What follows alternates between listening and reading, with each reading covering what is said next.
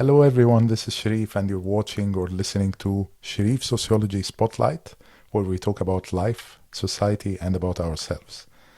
Today we are going to talk about claptrap.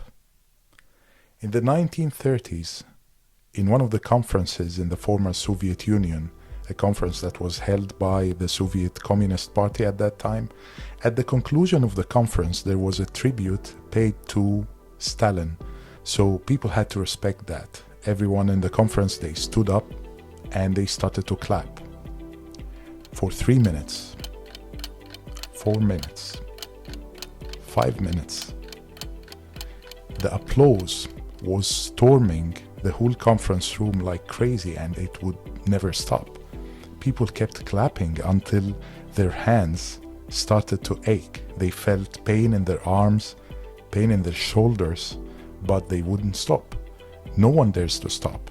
They were thinking maybe there would be intelligence officers all over the place who might be watching them or might be reporting if someone does something that is not in line with the government expectations. So everyone kept clapping. Everybody were looking desperately at each other, thinking that maybe something was going to happen and trigger them to stop clapping after such a long time. It felt like a non-ending effort, like clapping forever.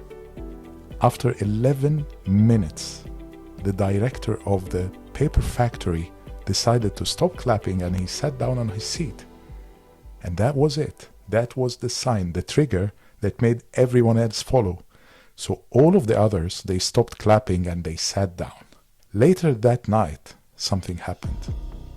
The police went to the house of the paper factory director, and they took him and they told him that there's a list of charges against him that had nothing to do with the conference, but he is charged with a lot of charges that could put him to jail for at least 10 years.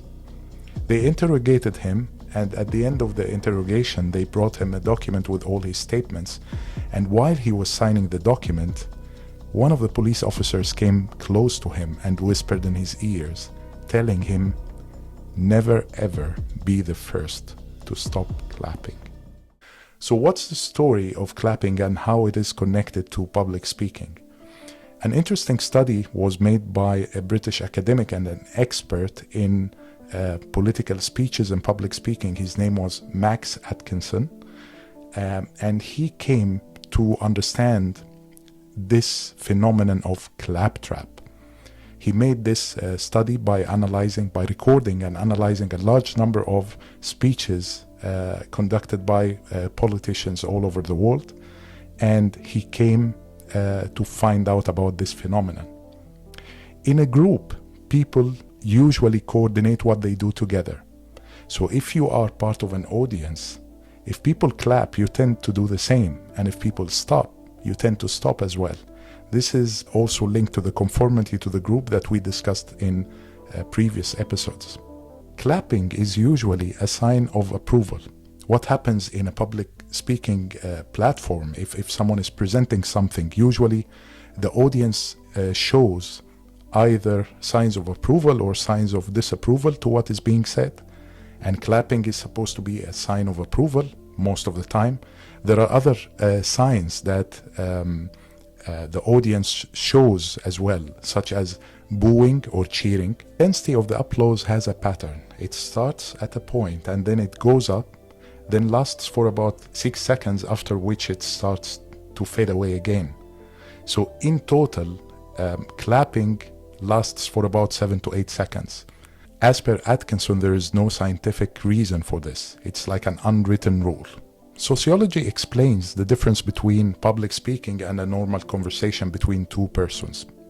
In a normal conversation, there's a two-way process whereby you're listening to someone who's talking to you, so your attention and your focus is very high because of two reasons. One is you are expected to reply to what is being said, so you need to focus in order to understand what the other person is saying so that your answer becomes relevant. And two, you're waiting for the right time to jump into the conversation. There will be a gap or some kind of a pause whereby naturally you feel it's your turn. Now it's your turn to reply. That's why you are focused during a two-way conversation. You have a very high degree of focus. In public speaking, it's not really the same case. It's a one-way process whereby a presenter is talking and the audience are not expected really to reply back. So this doesn't incentivize the people in the audience, to have a very high degree of focus the same way it is in a conversation between two people. And this might lead to the fact that the audience might feel bored or sleepy. They are not incentivized to have attention. And here, the presenter or the person who's doing the public speaking must employ some techniques in order to keep his or her audience awake and attentive. Some of those techniques might be through using the body language, eye contact with the audience. There are some basic techniques also, such as asking the audience, involving them, having a conversation with them while being on stage.